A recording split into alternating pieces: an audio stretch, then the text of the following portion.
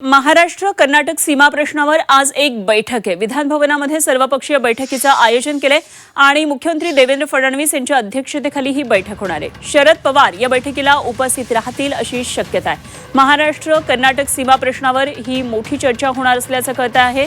या क्षणाची ही राजकीय वर्तुळातली बातमी। आज सर्वपक्षीय बैठकीचं हे आयोजन केलेलं आहे। विधान भवनामध्ये सर्वपक्षीय बैठक होणार आहे। देवेंद्र फडणवीस यांच्या अध्यक्षतेखाली बैठक होईल आणि विशेष म्हणजे शरद पवार या बैठकीसाठी उपस्थित राहण्याची शक्यता आहे।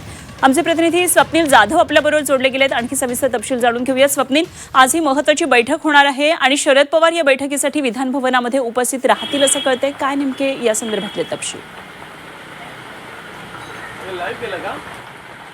नक्कीच गेल्या अनेक वर्षांपासून सीमा प्रश्नासंदर्भात बैठका या होत असतात। मात्र एकूणच महायुती सरकार आल्यानंतर यासाठी एक उच्चाधिकार समिती पुन्हा एकदा स्थापन करण्यात आली होती आणि या समितीच्या मार्फत काम सुरू करण्यात आलेलं आहे। दरम्यान सर्वोच्च न्यायालयामध्ये करण्यात आलेले दावे असतील तसेच तज्ञांशी झाले चर्चा असेल या संदर्भातील सर्व इतिवृत्त आहे तो आज बैठकीमध्ये मांडला जाईल। आज सर्वपक्षीय उच्चाधिकार समितीची बैठक आहे। यामध्ये उच्चाधिकार समितीचे काही नेते सुद्धा असणार आहेत। तसंच मध्यवर्ती महाराष्ट्र एकीकरण समितीचे अध्यक्ष मार्गळे सुद्धा या बैठकीला उपस्थित असणार आहेत। 3:30 वाजता विधान भवनात ही बैठक असणार। एकूणच सत्ताधारी आणि विरोधक यांच्यामध्ये शरद पवार असतील, विरोधी पक्षातील इतर आमदार असतील आणि कोल्हापूरमधील लोकप्रतिनिधी खासदार या बैठकीला उपस्थित राहणार आहेत। काही सीमा प्रश्नासंदर्भात आधी ज्या बैठकीमध्ये आणि इतर ज्या समितीवरचे जे लोक होते, सदस्य होते, ते सुद्धा या बैठकीला असणार आहेत। आजच्या बैठकीमध्ये खरं तर सर्वोच्च न्यायालयामध्ये करण्यात आलेले दावे आहेत त्या संदर्भात चर्चा होणार आहे। तसेच अनेक तज्ज्ञांची मतं ही जाणून घेतली जाणार आहेत। कर्नाटक आणि महाराष्ट्र सीमा प्रश्न अनेक वर्षांपासून सोडवण्यासाठी आग्रही सरकार महाराष्ट्राचं पाहायला मिळतं। त्यामुळे आजच्या बैठकीमध्ये